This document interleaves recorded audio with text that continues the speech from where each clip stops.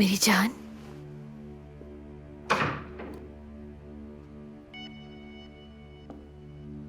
आओ।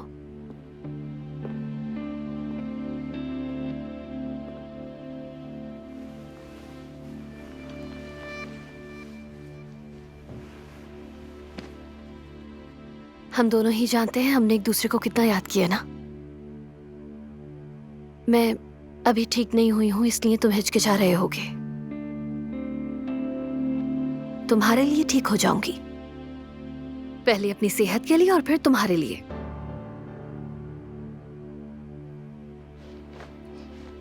जब ये अंगूठी तुम्हारी उंगली में पहनाई थी, मेरी जिंदगी का सबसे खुशगवार दिन था,